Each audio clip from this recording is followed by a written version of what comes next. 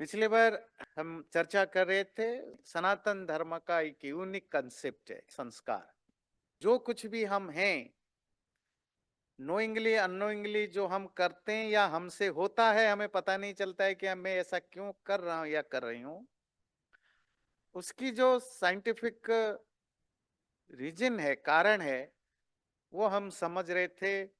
और उसी को संस्कार कहते हैं, जो आपकी हमारी सबकॉन्शियस मेमोरीज हैं, एक्सपीरियंसेस जो इकट्ठा हैं, और वो अलग अलग लेयर्स में, जैसे कि मॉडर्न साइकोलॉजिस्ट मानते हैं कि हमारे लाइफ में जो कुछ हम करते हैं, जिन चीजों को हम रैशनलाइज करने की कोशिश करते हैं, लॉजिकल करने की कोशिश करते हैं, या हमारी मेमोरी से रिकलेक्ट करते हैं, वो सिर्फ हमारे अंदर जितना एक्सपीरियंस इकट्ठा है उसकी सिर्फ 5 to 7% है।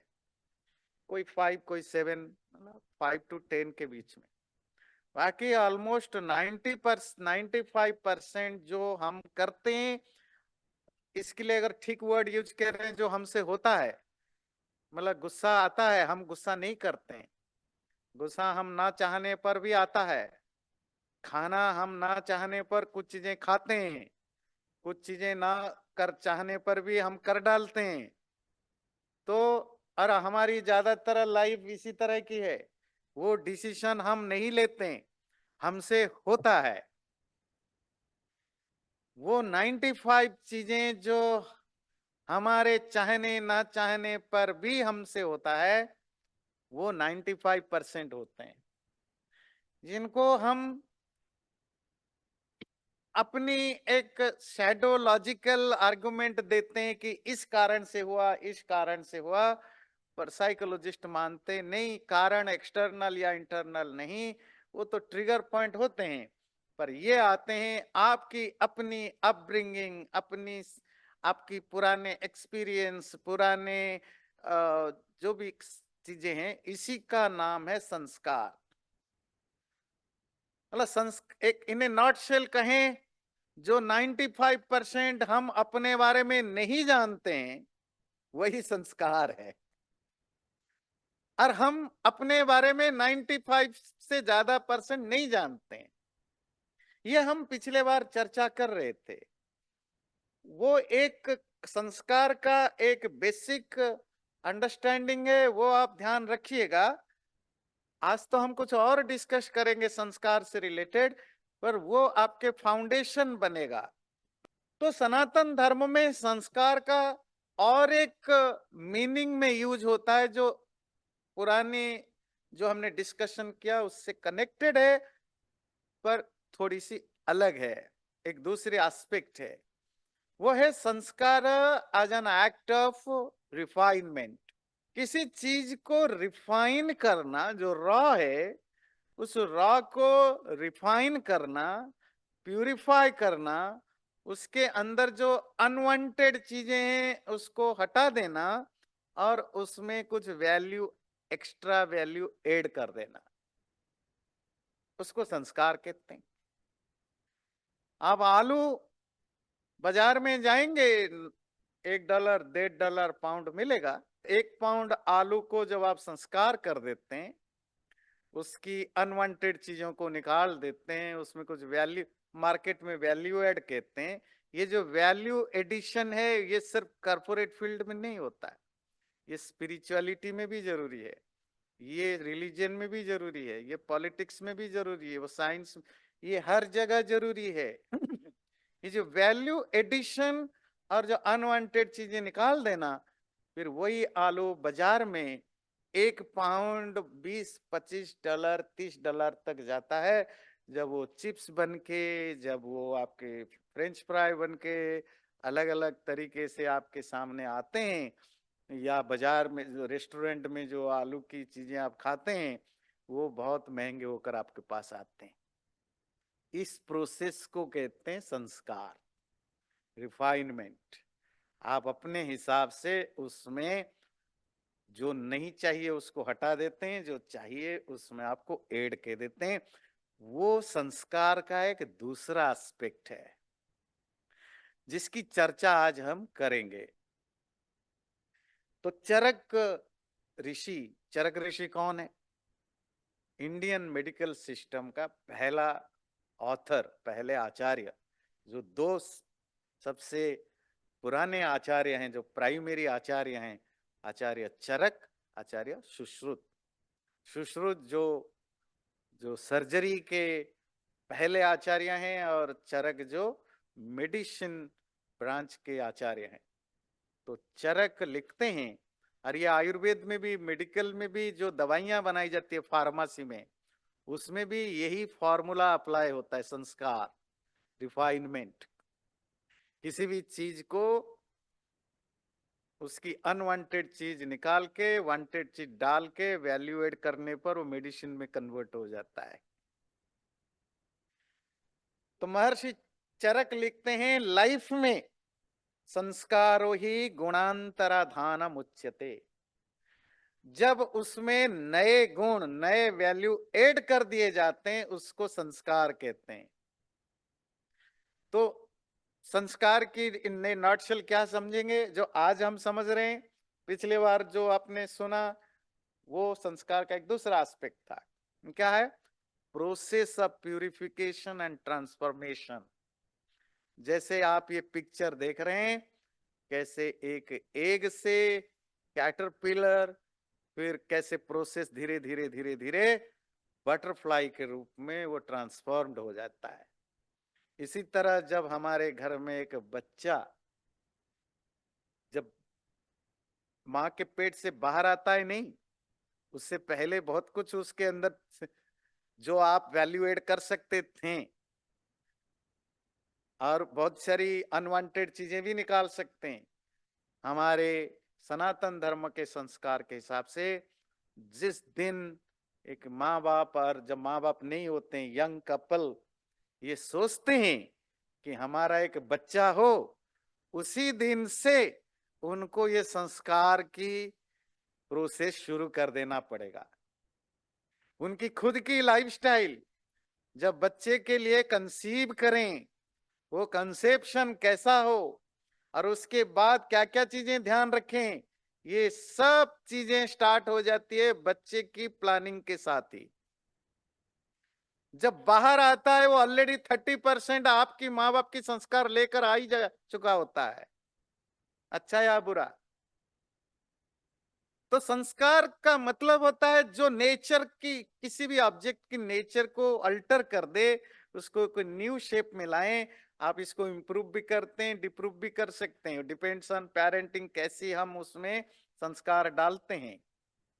और बाजार में, दुनिया में हम इस तरह के संस्कार देखते हैं। कॉटन है, उस कॉटन को जब आप ट्रांसफॉर्म करते हैं, उसमें वैल्यू एड करते हैं, वो कपड़े बन जाते हैं और बाजार में महंगे बिकते हैं। यूजफुल होते हैं ना, जो यूजफुल होता है तभी उसकी डिमांड होता है। पैडी, धान है, गेहूं है, जब उसको आप प्रॉपरली ट्रांसफॉर्म करते हैं, वो आपके घर के चावल, रोटी, सब्जी के रूप में आता है।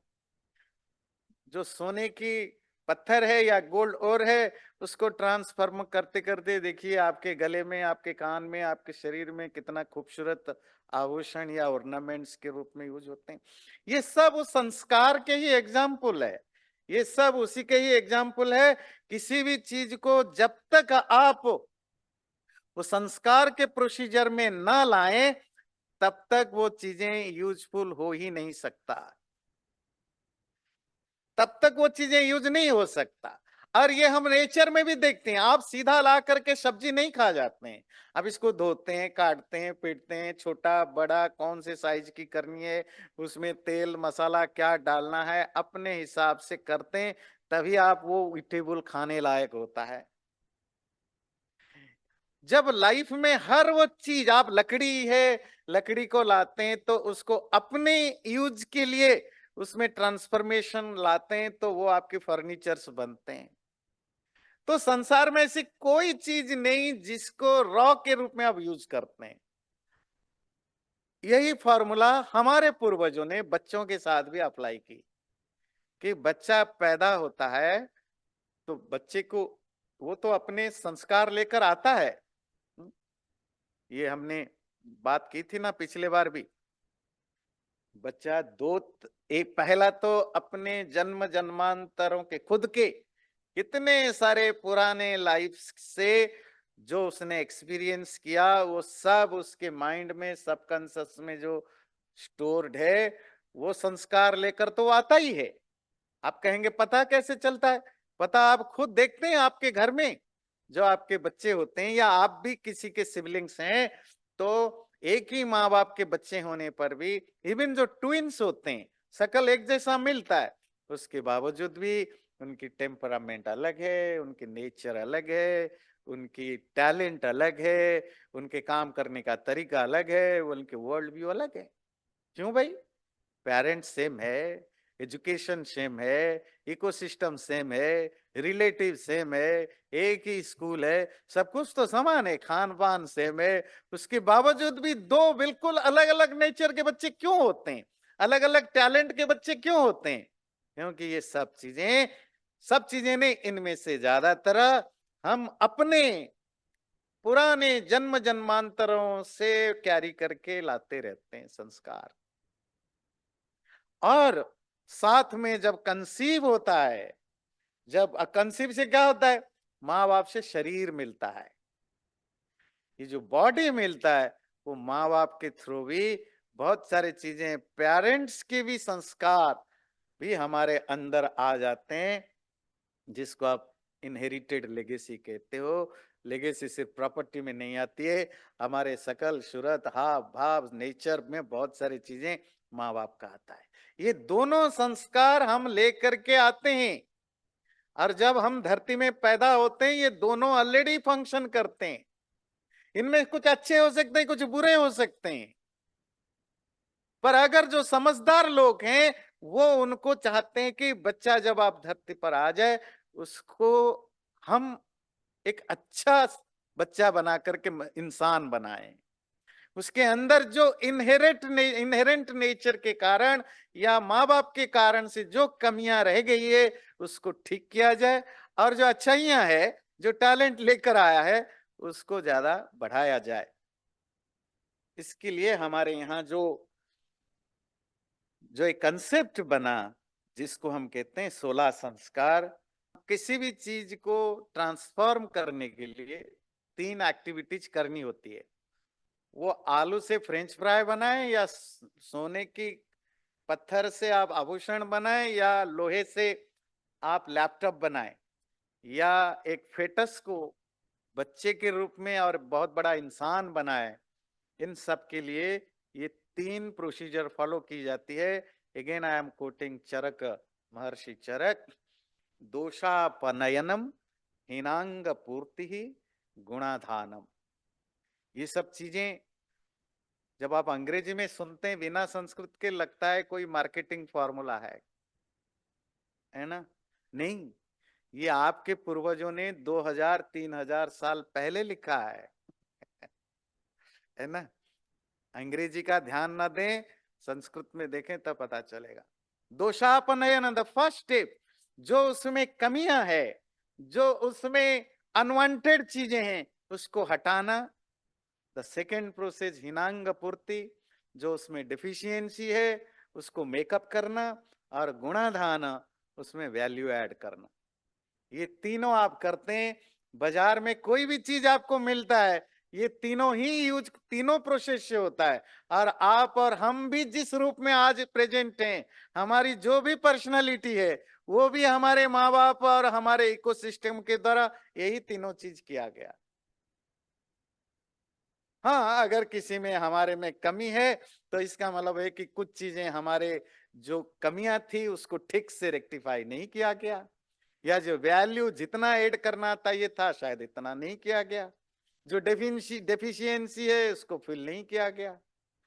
मतलब माँ बाप ने कोशिश किया होगा, हर माँ बाप अलग अलग तरह के होते हैं, हर कोई इतने कॉम्पिटेंट नहीं होते हैं, इतने समझदार नहीं होते हैं, हर तरह के लोग होते हैं और कुछ लोगों को तो पता ही नहीं है।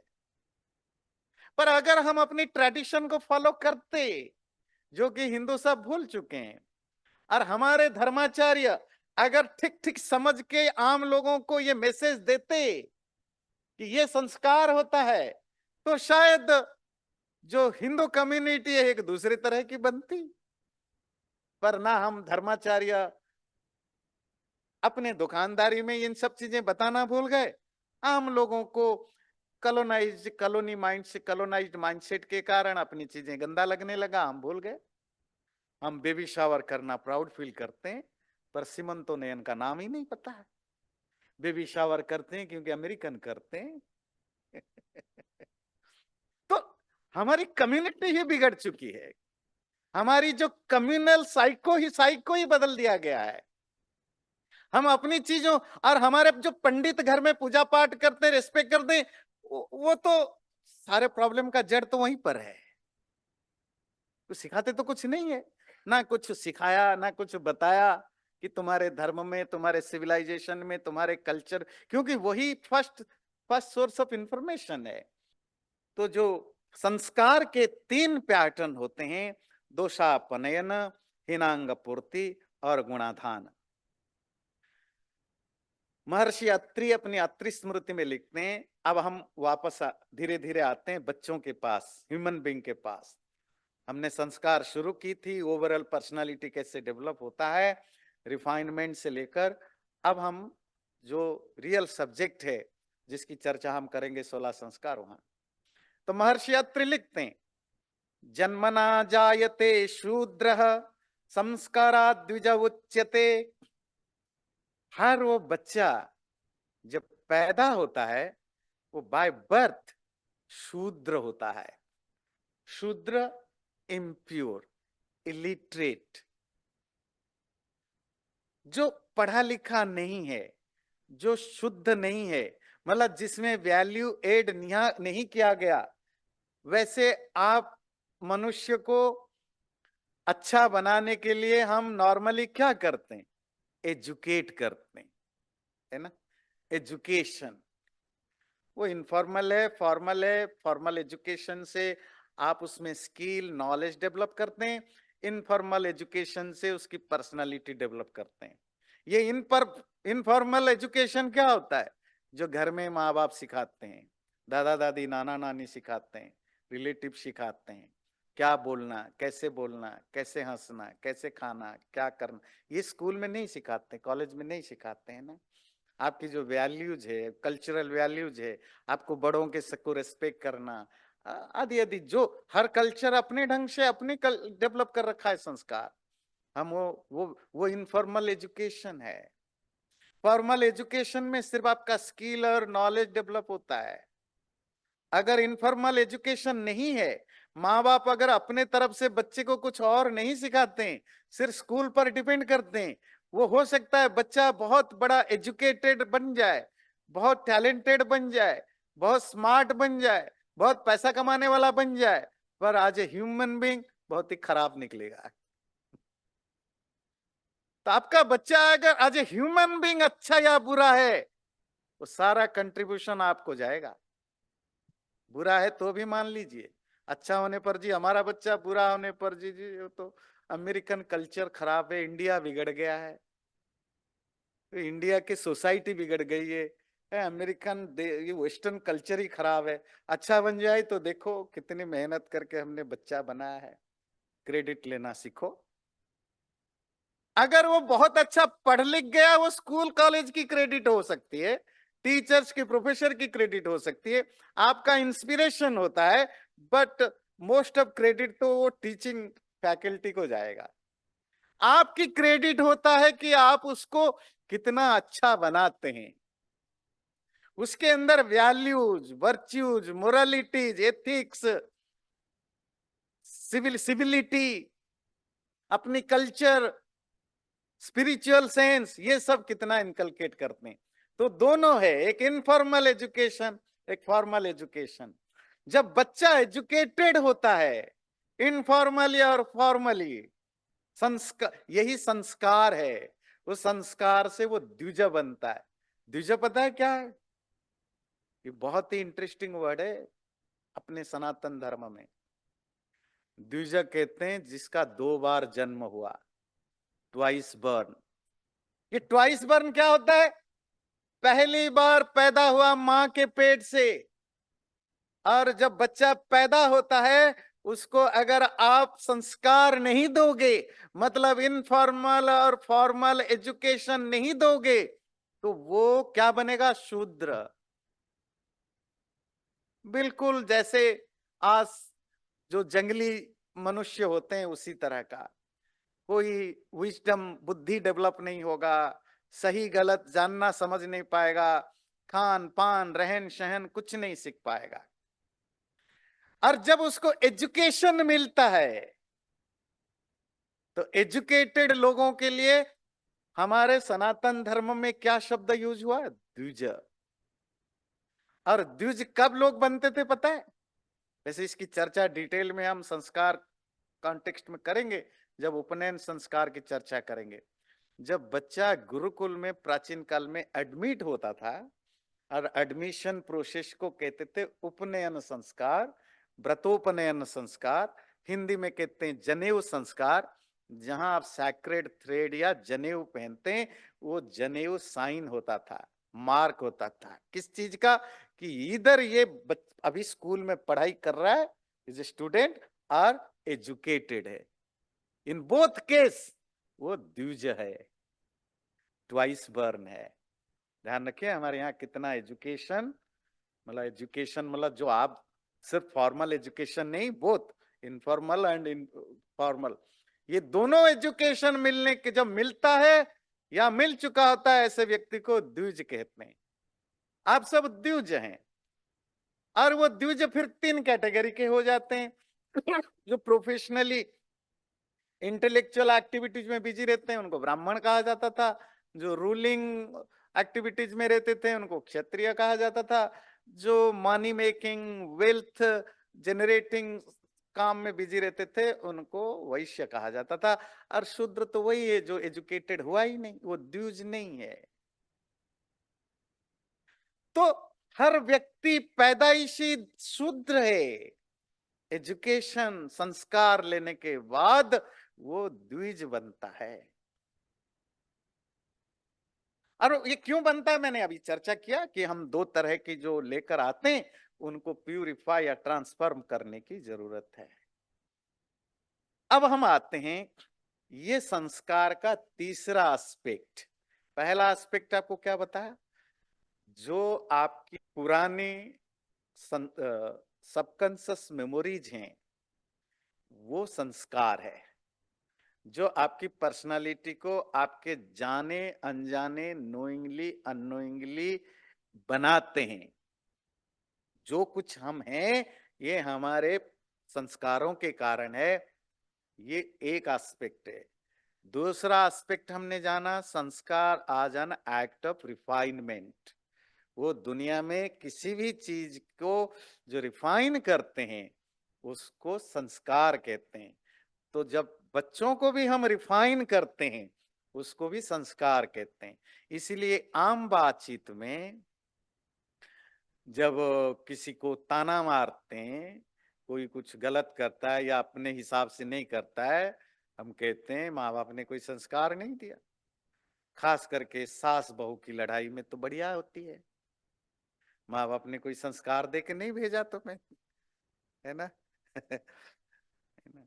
और ये ये तो ठीक है, एक नेगेटिव वर्ड के रूप में प्रचलन है, पर उसकी भाव यही है कि किस तरह हमने बच्चे को दोनों इनफॉर्मल और फॉर्मल तरीके से एजुकेट किया, उसकी पर्सनालिटी में क्या चेंजेस हम लाए, क्या नए वैल्यू हमने ऐड किया, क्या पुराने गलत चीजों को हमने ठीक किया, इसी को संस्कार कहते हैं। ये सेकेंड एस्पेक्ट था। जो थर्ड एस्पेक्ट अब हम चर्चा करेंगे, जो हमारा मेन टॉपिक रहेगा, वो है जो सनातन धर्म में कंसेप्शन से लेकर मरने तक जो लाइफ के अलग अलग स्टेजेस है, उस स्टेजेस को सेलिब्रेट करने की जो एक ट्रेडिशन रहा उसको भी संस्कार कहते हैं। और वो 16 होते हैं, 16 types of different life stages होते हैं। तो आप कहेंगे अगर आपको यही बताना था तो ये सब चीजें क्यों बताया? ये सबकॉन्शियस मेमोरी रिफाइन, क्योंकि ये दोनों के दोनों इन संस्कारों में यूज होते थे। ये दोनों कंसेप्ट इसमें आपको दिखेगा। जब आप ये संस्कार की दोनों अलग अलग एस्पेक्ट समझेंगे, तभी समझ पाएंगे हिंदुओं की 16 संस्कार क्यों किए जाते थे। और अगर हम नहीं करते हैं तो कहां कैसे गड़बड़ ठीक नहीं कर रहे हैं, करना चाहिए। तो जो जो जिसको हम वैदिक संस्कार या हिंदू संस्कार जो भी कहते हैं 16, वो अगेन बच्चे में उस छोटे से जो न्यू बर्न बेबी या जो पैदा नहीं हुआ अभी फेटस के रूप में डेवलप हो रहा है, उसमें जो एनिमल नेचर जिसको हमने शूद्र रूप में कहा, जो अनफिल्टर्ड नेचर है या खराब संस्कार है, उसको एलिमिनेट करना और नए क्वालिटीज डेवलप करने का यही ऑब्जेक्ट है। और नंबर 2, उसकी लाइफ के हर वो स्टेज को एक्नोलेज करना और उसको सेलिब्रेट करना। और ये सेलिब्रेशन और एक्नोलेजमेंट के साथ साथ उसके अंदर जो हमारी इच्छा है हमारा बच्चा ऐसा बने, उस तरह के उसमें वैल्यू ऐड करना, ये तीनों चीजें संस्कारों में हुआ करता था। और वो कितने संस्कार हैं? 16। ये लाइफ सर्कल है। गर्भाधान नंबर 1, छोटे छोटे अक्षर में है, हो सकता है काम दिखे, पर हम आगे चर्चा करेंगे। मतलब हमारे पूर्वज कहां से सोचते हैं? आजकल तो हम बच्चे को ज्यादा ध्यान देते हैं बच्चा पैदा होने के बाद। वैसे जैसे जैसे मॉडर्न मेडिकल साइंस डेवलप हुआ है, अब वो जो गायनाकोलॉजिस्ट हैं उनकी भी अब नॉलेज डेवलप हुआ है साइंटिफिकली। अब तो वो जो प्रेग्नेंट लेडी हैं या उनके हस्बैंड है, दोनों को काफी अच्छा एजुकेट करते हैं कि आपको क्या क्या खान पान में ध्यान रखना, कैसे आपकी रहन सहन होगा। कुछ मात्रा तक, नट सारा, कुछ मात्रा तक करते हैं। पर प्रेगनेंसी के बाद, पर हमारे पूर्वज हमारे ऋषि मुनि मानते नहीं। आप प्रेगनेंसी में भी जो ध्यान रखोगे बहुत कुछ मिस कर चुके होगे। आपकी, अगर आप चाहते हो आपके बच्चा एक खूबसूरत बढ़िया सा इंसान बन के निकले, तो आपकी स्टार्टिंग पॉइंट होगी कंसेप्शन से। जब आप प्लान करो कि हमारे घर में हम एक बच्चा चाहते हैं, ये बच्चा होता क्या है? एक आत्मा। एक आत्मा, एक आत्मा क्या होता है? डिवाइन होता है, दिव्य होता है। और आत्मा एक सटल बॉडी में प्रवेश करता है तो फेटस जनरेट होता है। फेटस मतलब लाइफ आता है। और जब लाइफ आता है, फिर वो जो फेटस के रूप में मेल और फीमेल रजोवीर्य के मिलने के बाद एक बहुत सटल लेवल की बॉडी आती है और धीरे धीरे धीरे ग्रो करता है। उसी को आप कहते हैं फेटस, उसकी डेवलपमेंट। फेटस मतलब आत्मा एंटर कर चुका है। अगर हम सनातन धर्म की क्लासिकल स्टाइल में बोलूं, कंसेप्शन मतलब एक आत्मा को इनवाइट करना, हमारे घर में हमारे थ्रू तुम इस धरती पर आओ। हम तुम्हारे मीडिया बनना चाहते हैं, इंस्ट्रूमेंट बनना चाहते हैं एज ए पेरेंट्स।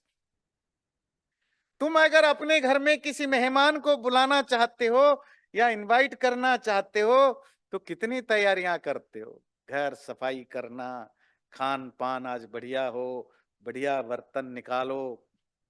ऐसा नहीं है कि जब हम बच्चा की प्लानिंग करते हैं ऐसा नहीं करते हैं, करते हैं, पर सिर्फ मैटेरियली। उसके लिए एक रूम बनाते हैं, उसके लिए खिलौना ला कर रख देते हैं, टॉय जाकर रख देते हैं, ये सब तो कर लेते हैं। पर व्हाट अबाउट द रियल, जहां के हो करके बच्चा निकलेगा, वो माँ और बाप।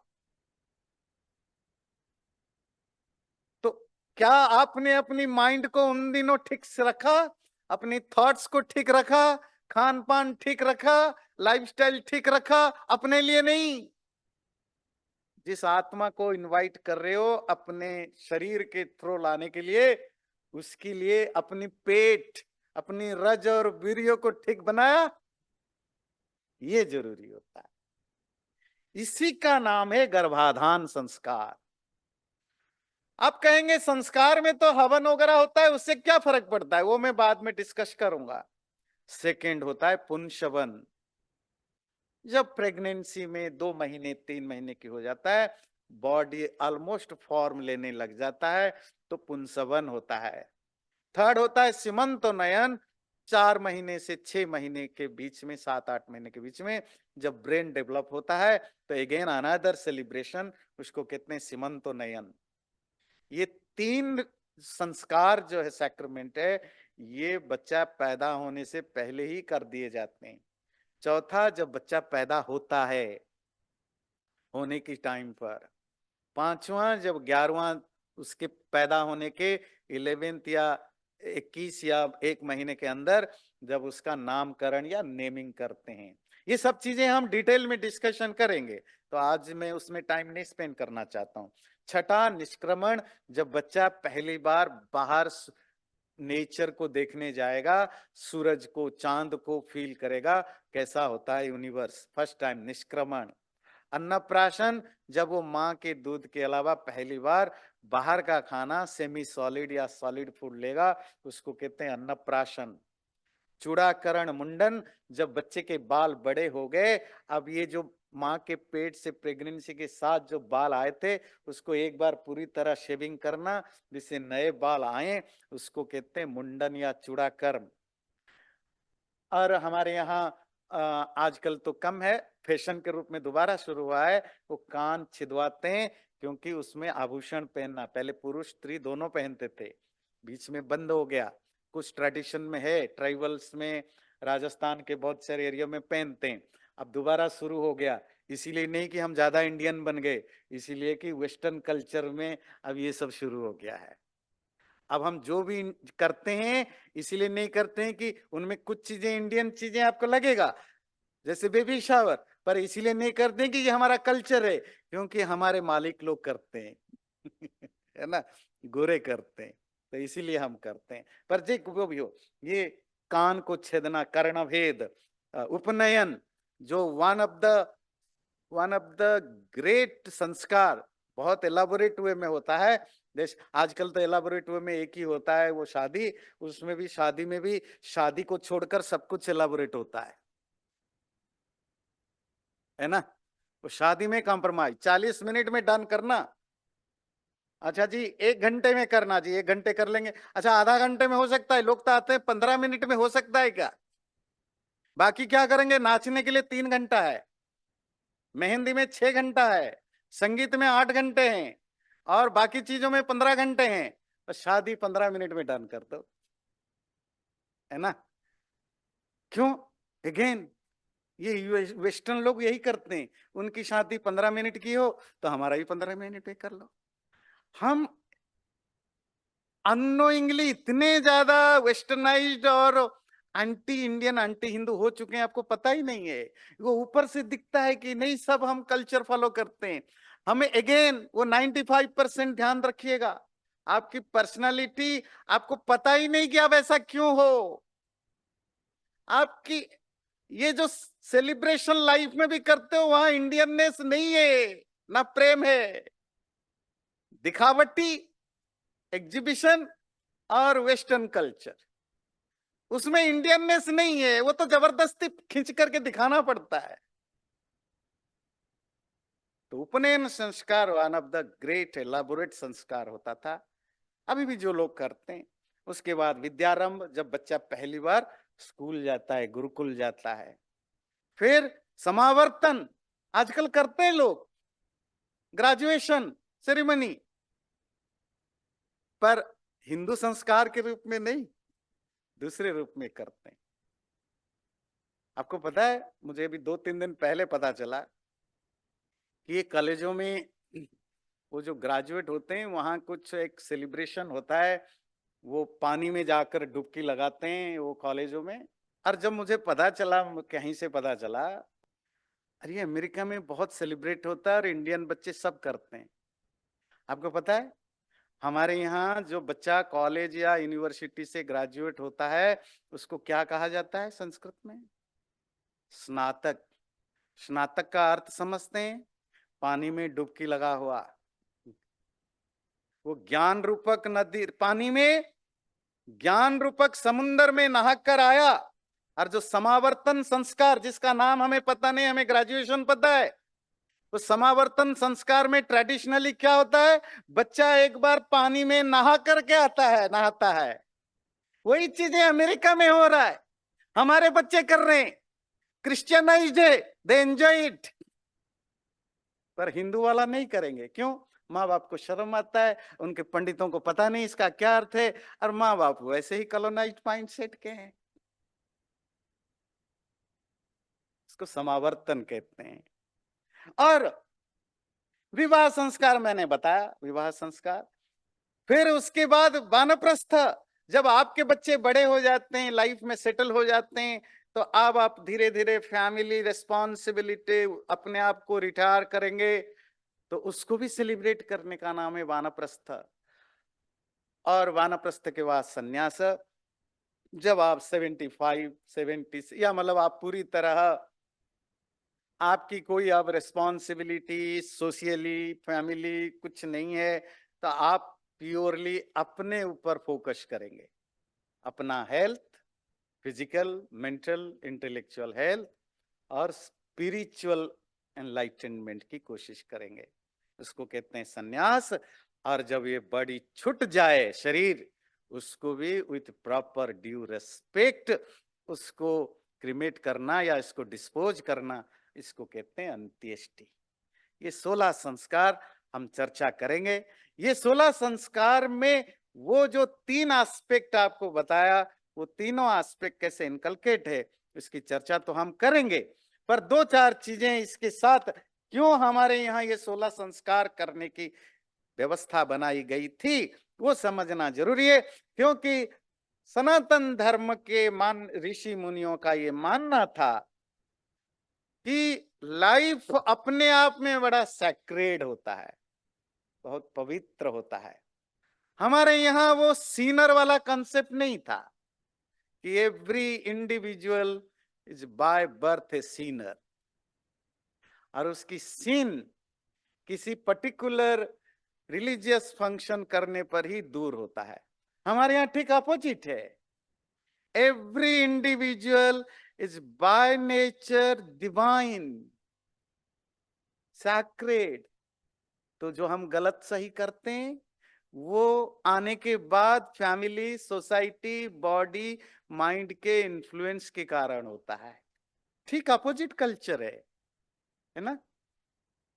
हमारे यहाँ कोई पैदाइशी पापी होता ही नहीं है, पाप हम अर्जन करते हैं। तो लाइफ बड़ा सैक्रेड होता है, उसको सेलिब्रेट करना मांगता है। और सेलिब्रेट कब? जब से तुम उस लाइफ को आने के लिए जो भी लाइफ की पहली स्टेज है सब सेलिब्रेट करो। Conception, the first stage of life, celebrated. पहली बार ब्रेन डेवलप हुआ, सेलिब्रेटेड। पहली बार बॉडी विजिबल हुआ तो सेलिब्रेटेड। पहली बार वो बच्चा शरीर के साथ संसार में आया, सेलिब्रेटेड। उसका नाम रखोगे, सेलिब्रेटेड। बच्चा पहली बार स्कूल जाएगा, सेलिब्रेटेड। जो भी लाइफ में बच्चे के साथ पहली बार घटता है, सेलिब्रेटेड। उसको सिग्निफिकेंट इंपॉर्टेंस दो, उसको वो फील हो। और नंबर 2, ये सब परमात्मा की गिफ्ट है। ये अलग अलग स्टेजेस हमने नहीं बनाया, सेलिब्रेटेड, रिस्पेक्ट करें। और दूसरा जो संस्कार होते हैं वो इंडिविजुअल नहीं करने का होता था। मतलब माँ बाप आए, बच्चे को ले आए, थोड़ा कर दिया, नहीं। हर संस्कार अपने आप में एक सेलिब्रेशन हुआ करता था। मतलब सब फैमिली, सब रिलेटिव, सब फ्रेंड्स को इनवाइट करो, गेट टुगेदर होता है ना। आजकल आप यहाँ कब मिलते हैं गेट टुगेदर? थैंक्स गिविंग में। क्रिसमस में। कुछ समझदार हो गए तो अब दिवाली में मिलते हैं, बहुत रेयरली। हो सकता है 10-15 साल के बाद Indian community institute of thanksgiving they will meet in Diwali, क्योंकि जनरेशन जितना बढ़ता है तो थोड़ा वो ज्यादा कॉलोनाइजेशन का जो जो जो बचा खुचा हिस्सा है ना, वो हटेगा, तो अलग बात है। पर हमारे यहाँ सिस्टम क्या बनाया, तुम्हारे घर में जितने बच्चे, जितने उनकी लाइफ स्टेज है, सेलिब्रेट करोगे, इसी बहाने सारे फैमिली इकट्ठा होगी। फैमिली फैमिली रिलेटिव्स कहाँ हमेशा इकट्ठा होते हैं, तो ये एक एक्सक्यूज था, फैमिली इकट्ठा होते हैं और उससे फैमिली बॉन्डिंग होती है, हेल्दी सोसाइटी। अब तो माँ बाप बच्चे ही मुश्किल से साल में 1-2 बार मिल पाते हैं। ऐसा नहीं कि बच्चे आजकल ही बाहर हैं, बच्चे हमेशा से ही बाहर रहे हैं, है ना। जॉब के लिए, प्रोफेशन के लिए लोगों को 2000 साल पहले भी बाहर जाना होता था, ज्यादा दूर नहीं, 10,000 माइल नहीं, पर उस समय पैदल जाते थे। अगर वो 15 माइल भी दूर रहे तो भी आने के लिए उनको 8-10 घंटे लग जाता था, पैदल आते थे, बैलगाड़ी में आते थे। अब आप 10,000 माइल में हो तो आप तब भी 20 घंटे में पहुंच जाते हो। डिस्टेंस उतना ही होता था, टाइम वाली डिस्टेंस, पर ये ओकेजन होता था सबको इकट्ठा होने का। उससे सोसाइटी, फैमिली, हेल्दी फैमिली बनती थी, कल्चरल आइडेंटिटी स्ट्रांग होता था, आपके ट्रेडिशन, कस्टम, मोरल वैल्यूज ये इसी तरह के एक दूसरे के गेट टुगेदर से ज्यादा ज्यादा स्ट्रांग होते थे, और आपकी नई जनरेशन को बिना तकलीफ में ट्रांसफर होता था। बिना तकलीफ में ट्रांसफर क्यों? क्योंकि आप बच्चे को केवल माँ बाप एक चीजें बोलते रहें, बच्चे इतना नहीं सुनते। जो हम स्ट्रगल करते हैं एनआरआई लोग यहाँ, बच्चों को घर में माँ बाप कहते हैं देखो ये हमारा पूजा स्टाइल है, ऐसे कपड़े पहन, जब आप जब हम कभी कुर्ता पायजामा पहनते हैं, तिलक लगाते हैं, जो भी आपकी इंडियन हिंदू स्टाइल है, और बच्चा स्कूल जाता है, यहाँ बिल्कुल अपोजिट है। वहाँ 99.99 टीचर, स्टूडेंट, फ्रेंड्स सब अलग टाइप की बात करते हैं। घर में माँ बाप ठीक अपोजिट बात करते हैं। ऐसा लगता है कि माँ बाप कोई वाइल्ड एनिमल है, तो पता नहीं कहाँ से, मतलब सारी दुनिया तो कुछ और मानता है, अब मेरे माँ बाप पता नहीं क्या ऐसी बातें करते हैं। क्यों लगता है इसको? क्योंकि आप अकेले हो। जब आपके घर में फैमिली, मैंने देखा यहाँ भी जिनकी एक्सटेंडेड फैमिली सब यहाँ रहते हैं, तो उनका बड़ा अच्छा होता है उनकी बच्चों की परवरिश में। क्यों? उनको कभी इस तरह के फीलिंग नहीं आती है कि भाई मैं कोई अजूबा हूं। नहीं, वो फिर अपने कॉजन्स को देखते हैं, अपने नीस फ्रेंड्स को देखते हैं, अपने रिलेटिव्स को देखते हैं। तो सबके पास तो ये नहीं है। जब फैमिली गेट टुगेदर होता है, रिलेटिव्स आते हैं, फ्रेंड्स आते हैं, बच्चे आते हैं, कॉजन्स आते हैं, तो साल भर आज मेरे घर में, कल आपके घर में, कल इसके घर में, आप कॉन्स्टेंटली आना जाना, मिलना, सेम चीजों को देखना, आपको कभी लगेगा कि नहीं कि आप कोई कोई दूसरे प्लानिट से आए हो, आपके माँ बाप कुछ आपके लिए अलग कर रहे हैं। मैं कह रहा हूं इवन आज जो हम बाहर रहते हैं, हमारे लिए भी, क्योंकि हम ये सब घर में करते नहीं है, तो बच्चा हाई स्कूल जाने के बाद माँ बाप से रिवोल्ट करता है कि आप जो कुछ बता रहे हो ये सब चीजें तो बाजार में नहीं है। फिर उसके बाद 2 ऑप्शन होता है, या तो आपसे लड़ता है, या ज्यादा स्मार्ट होगा, आपकी बातें मान लेता है, पीछे जाकर बुराइयां करता है। और ज्यादातर बच्चे हमने देखा इसी तरह के ही हैं। वो कॉलेज जाने के बाद उनकी अपनी चीजें हैं, माँ बाप के सामने बिल्कुल भक्त प्रहलाद बन के रहते हैं। They are more smart people. उनको लड़के कोई फायदा नहीं देखा माँ बाप से, और माँ बाप बहुत ज्यादा स्ट्रांग है, अच्छा जी जो कहो यहाँ सब कुछ कर लेंगे, उनको पता है इसमें कोई सेंस नहीं है, दुनिया कुछ और है हतने। पर ऐसा नहीं होता अगर हम प्रॉपरली उनको इस तरह के सेलिब्रेशन को करते रहते। उनके घर भी जाते, वो हमारे घर में भी आते। बच्चा जब फैमिलियर होता है उसको लगता है इवन हम परदेश में रहने पर भी, अच्छा हमारी ये कम्युनिटी है, हमारा ये रहन सहन है, वो दूसरी कम्युनिटी है, वो दोनों को अडॉप्ट कर लेता है। पता, क्योंकि हम अपने घर में कुछ करते धरते ही नहीं है। और बर्थडे भी करते हैं वो भी केक काट के करते हैं, सिवाय कभी कभार बोल लेते हैं मंदिर चलो। अब बच्चा कोई रोबोट तो है नहीं आपके इशारे पर नाचेगा। आपको इन्वेस्ट करना होता है। ये इन्वेस्टमेंट संस्कारों के थ्रू प्राचीन काल में होता था। और इसी तरह एक यूनिक इंडिविजुअल को उसकी जो ट्रांसफॉर्मेशन होता है, ये संस्कारों में एजुकेट किया जाता है। उसमें पंडित जी आचार्यों का रोल होता था।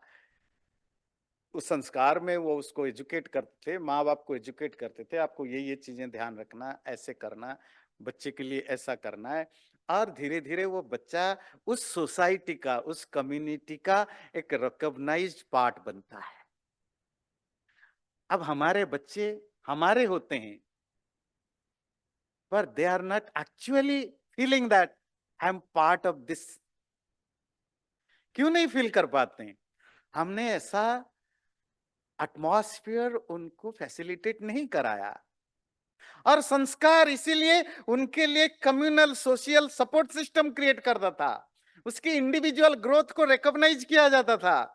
और जब आप किस बच्चे को, बच्चे की हर वो छोटी छोटी चीजें को सेलिब्रेट करते हो, तो बच्चे की साइक भी बूस्ट होता है ना, क्योंकि उस दिन वो हवन करेगा, उस दिन उसके बारे में बात होगी, उस दिन हर कोई उसको विश करेगा, तो उसकी अंदर कितना बूस्ट होगा, उसके अंदर की जो साइकोलॉजी। अच्छा, इतने लोग मुझे प्यार करते हैं, इतने लोग मुझे पसंद करते हैं। नहीं तो रोज तो वही माँ बाप की शक्ल देखो, कभी प्यार करते हैं, कभी डांटते हैं, पता ही नहीं लगता ये प्यार करते हैं कि सचमुच प्यार करते हैं कि क्या करते हैं।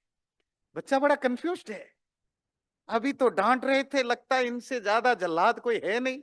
2 घंटे के बाद देखो कितने प्यार से बात करते, समझ में नहीं आता है बच्चे को। पर जब सेलिब्रेशन होता है, लाइफ की छोटी छोटी चीजें, फैमिली, रिलेटिव्स, फ्रेंड्स इकट्ठा होते हैं, हर कोई इसको कंग्रेचुलेट करता है। आज this is my day, this is my day is very important factor. वो सिर्फ माँ बाप सिबलिंग से नहीं होता है, सबको इकट्ठा करने से होता है। तो उसकी साइकोलॉजी को बूस्ट तो मिलता है, बिकॉज वो सेंटर ऑफ अटेंशन होता है। और वो सेंटर ऑफ अटेंशन उसको अपने आप में ग्रो करने में, अपने सेल्फ कॉन्फिडेंस बढ़ाने में, self confidence as an individual, self confidence आता है as a part of the community, as a part of the particular religion.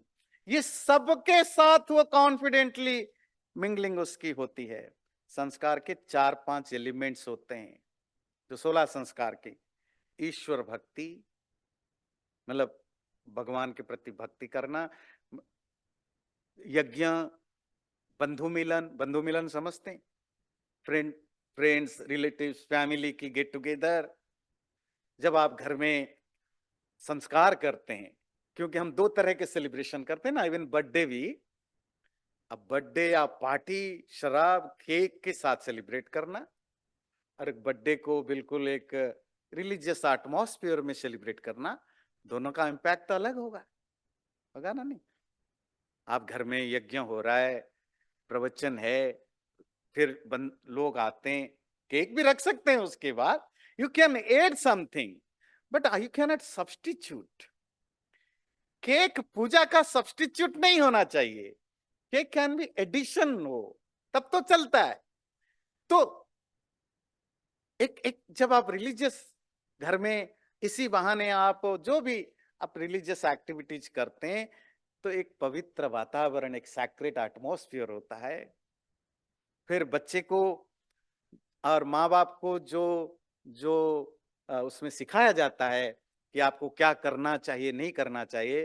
Parents कितने भी एजुकेटेड हो, किसी दूसरे से जब सुनते हैं, उनको रीथिंक करने की होती है। अच्छा, मुझे ये इन चीजों को ध्यान देना है। बच्चे भी जब माँ बाप के अलावा किसी तीसरे से सुनता है, तो वो ज्यादा सीरियसली लेता है। माँ बाप तो रोज सुना सुना करके वैसे ही उनकी वैल्यू कम हो जाता है, सबका होता है। पर जब थर्ड पर्सन बोलता है तो बच्चे थोड़े ज्यादा सीरियसली लेते हैं। तो जब संस्कारों के द्वारा पंडित जी आपको समझाते हैं, वो ज्यादा इम्पैक्ट डालता है कि ये संस्कारों में पूजा, ईश्वर भक्ति, हवन, इन सब की क्या जरूरत है। वो सब चीजें हम अगली बार करेंगे। ये 16 संस्कार है डिटेल, वो भी हम अगली बार करेंगे। मैं जरा नटशेल में बता दूं, अभी तक आपने जाना संस्कार एक सबकॉन्शियस मेमोरी, जो आपकी लाइफ को, पर्सनालिटी को डिफाइन करता है। संस्कार आज एन रिफाइनमेंट। थर्ड, संस्कार आज ए सैक्रमेंट। वो सैक्रमेंट में वो सबकॉन्शियस मेमोरी, रिफाइनमेंट और उसके अलावा जो अभी अभी आपने जाना, उन सबका एक कॉम्बिनेशन होता था 16 संस्कार। वो हम अगले बार जानेंगे।